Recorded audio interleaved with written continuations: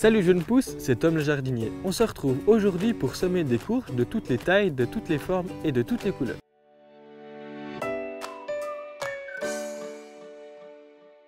En semant toi-même tes courges et tes courgettes, tu auras un grand choix de variétés aux saveurs originales. Courges, spaghetti, courges butternut, courges musquées, potiron, citrouilles, courgettes font partie de la même grande famille des cucurbitacées. Les impatients préféreront les courgettes que l'on peut déguster au moins 2 mois après leur semis. Pour les plus gros de la famille, comme les citrouilles et compagnie, il faut attendre 4 mois, mais ils se conservent une bonne partie de l'hiver après la récolte. Une fois semées, elles poussent sans souci particulier, si ce n'est un arrosage régulier dans les régions aux étés secs.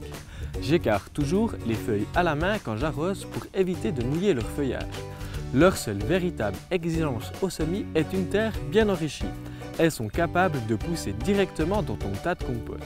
Mis à part les courgettes, toutes sont des plantes coureuses qui allongent leurs tiges indéfiniment sur le sol. Il leur faut de la place, de la chaleur et du soleil aussi pour s'épanouir et produire leurs fruits. Elles acceptent de germer et poussent dès que les températures dépassent 12 degrés. Prévois 1 mètre en 2 pieds de courgettes et 1,50 m à 2 mètres entre les autres courges. Taille les variétés coureuses pour accélérer leur floraison. Taille une première fois en juin au-dessus de la 3e ou la 4e feuille pour obtenir 2 tiges que l'on dirige en sens opposé pour s'y retrouver plus facilement. Et une deuxième fois quand il y a 2 ou 4 fruits bien formés. Plus ils sont destinés à devenir gros, moins tu en laisseras. Supprime alors toutes les feuilles et pousses secondaires au fur et à mesure de leur apparition. Coupe aussi chaque tige qui porte un fruit, 2 feuilles au-delà de ce fruit. Toutes les cucurbitacées apprécient les sols riches. Prépare des trous de 30 cm de côté et de 20 de profondeur, espacés de 1 à 2 mètres en tous sens. Remplis-les avec un mélange à part égale de compost et de terre de jardin. Tu peux aussi utiliser du fumier bien décomposé. Les graines de citrouille, de potiron et de courges musquées sont souvent plus coriaces que celles des courgettes.